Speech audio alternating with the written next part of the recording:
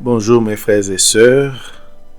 Aujourd'hui, 31 juillet, nous célébrons la fête de Saint Ignace de Loyola, le fondateur de la méthode dont je m'inspire pour vous proposer la méditation guidée de l'évangile de chaque jour. Ignace de Loyola est né en 1491 au château de Loyola en Espagne, que j'ai eu l'occasion de visiter en 2015. C'est un noble initié très tôt au combat des armes et à la vie des chevaliers. Blessé au siège de Pampelune en 1521, il s'ennuie durant sa convalescence à Loyola et lit finalement les livres sur la vie des saints et sur la vie de Jésus. C'est pour lui une révélation et il se convertit. Décidé à suivre le Christ, il prend la route en ermite et se retire à Manrese, où il vit une expérience spirituelle dont il transpose l'essentiel dans les exercices spirituels. J'ai eu la chance et la joie de vivre ces exercices spirituels de 30 jours à Manrese même, à la grotte de Saint Ignace de Loyola. Ignace étudie la théologie à Paris et partage la chambre de deux autres étudiants, Pierre Fabre et François Xavier. Ils partagent ensemble le désir de mener une vie pauvre à la suite du Christ. C'est à Paris qu'Ignace pose les premières fondations de la Compagnie de Jésus. Ordonné prêtre à Venise en 1537, Ignace se rend à Rome la même année.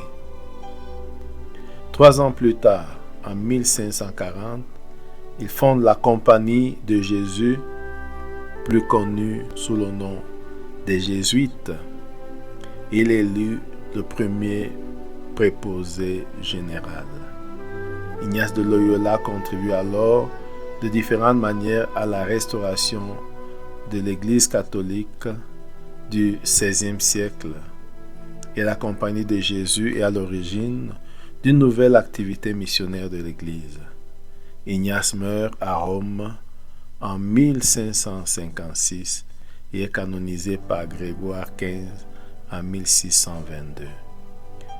Nous remercions la Compagnie de Jésus pour ce bref résumé de la vie d'Ignace tiré de jésuite.com, Ignace de Loyola. Mes frères et sœurs, lisons maintenant le texte de l'Évangile qui nous est proposé pour ce jour. Évangile de Jésus-Christ selon saint Marc, au chapitre 13, versets 44 à 46. En ce temps-là, Jésus disait aux foules, « Le royaume des cieux est comparable à un trésor caché dans un champ. L'homme qui l'a découvert le cache de nouveau. Dans sa joie, il va vendre tout ce qu'il possède et il achète ce champ. Ou encore, le royaume des cieux est comparable à un négociant qui recherche des perles fines. Ayant trouvé une perle de grande valeur, il va vendre tout ce qu'il possède et achète la perle. »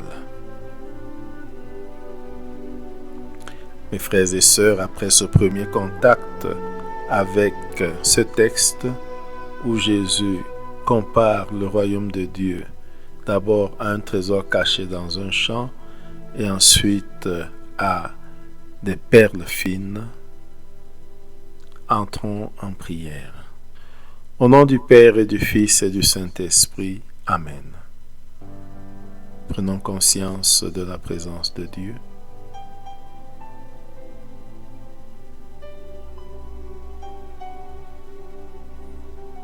Ressentons en nous l'effet de cette présence.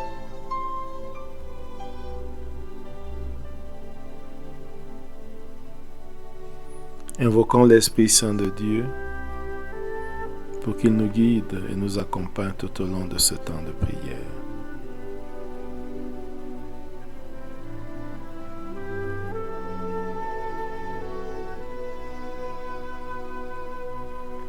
Demandons la grâce du jour, la grâce de bien comprendre ce qu'est le royaume, la grâce d'être citoyen du royaume de Dieu. Lisons une deuxième fois le texte. En ce temps-là, Jésus disait aux foules, « Le royaume des cieux est comparable à un trésor caché dans un champ. L'homme qui l'a découvert le cache de nouveau. Dans sa joie, il va vendre tout ce qu'il possède et achète ce champ. » Ou encore, le royaume des cieux est comparable à un négociant qui recherche des perles fines. Ayant trouvé une perle de grande valeur, il va vendre tout ce qu'il possède et achète la perle. Après cette deuxième lecture, composons le lieu. Imaginons le lieu où se trouve Jésus au moment de dire cette double parabole.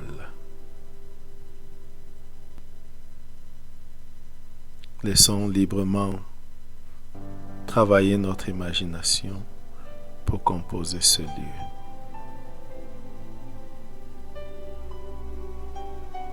Regardons Jésus qui est là. Regardons ses disciples et apôtres.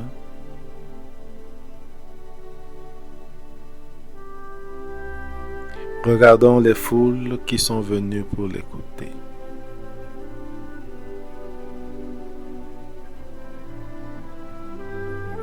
Regardons-nous au milieu de la foule ou au milieu des disciples, écoutant Jésus.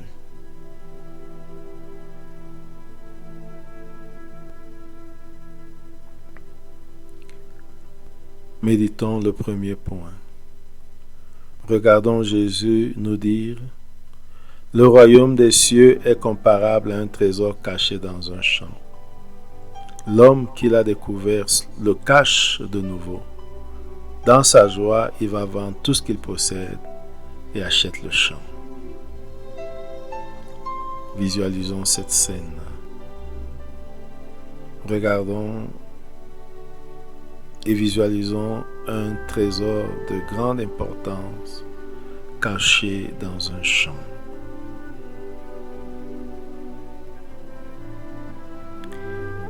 Et regardons cet homme qui peut-être en labourant ou alors en se promenant par le fait du hasard découvre ce trésor. Regardons-le creuser, trouver peut-être cette malle au trésor. Ouvrez la malle, regardez les trésors, s'émerveiller. Regardez autour de lui, cacher à nouveau le trésor.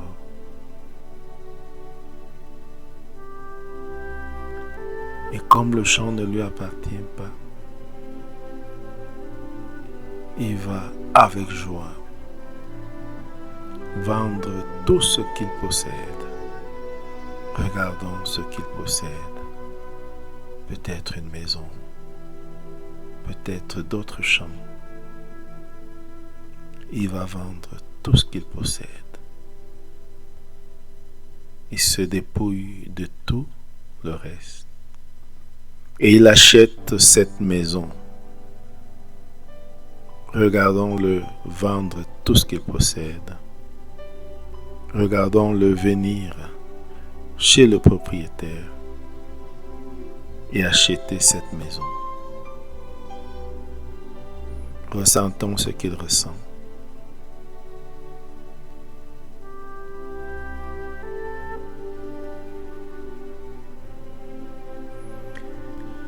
Deuxième point de méditation, regardons de nouveau Jésus devant la foule et écoutons-le qui prend la parole. au qui continue. Écoutons le qui continue. Ou encore, le royaume des cieux est comparable à un négociant qui cherche des perles fines. Ayant trouvé une perle de grande valeur, il va vendre tout ce qu'il possède et achète la perle. Visualisons cette scène. Ce négociant qui recherche des perles fines. Regardons-le. Regardons son apparence bien chic. Et voyons-le prospecter et visiter divers endroits pour trouver et acheter des perles.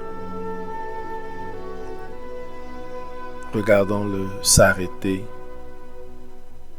sur une perle de grande valeur. Regardons cette perle. Regardons-le regarder cette perle. Regardons son émerveillement.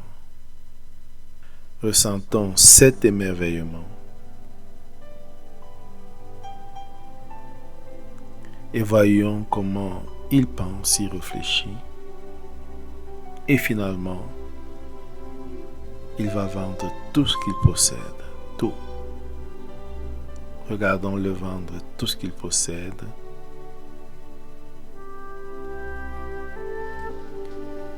Et regardons-le revenir avec joie pour acheter la perle.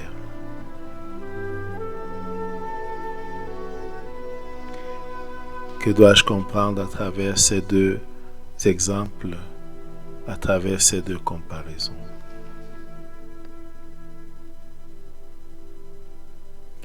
Sans doute que pour entrer dans le royaume, il faut vendre tout ce qu'on possède. Que signifie vendre tout ce qu'on possède? Qu'est-ce que je possède? Je laisse chacun et chacune réfléchir. Qu'est-ce que je cherche? Suis-je à la recherche du royaume? Quelle est mon attitude par rapport au royaume?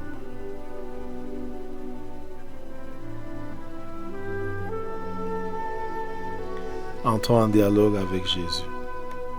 Parlons avec lui de ce qui attire notre attention, sur ce qui nous touche dans ce texte.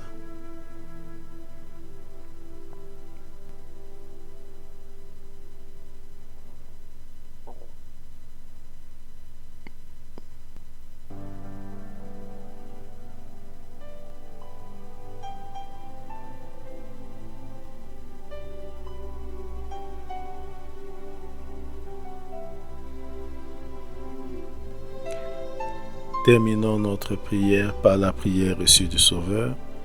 Notre Père qui es aux cieux, que ton nom soit sanctifié, que ton règne vienne, que ta volonté soit faite sur la terre comme au ciel.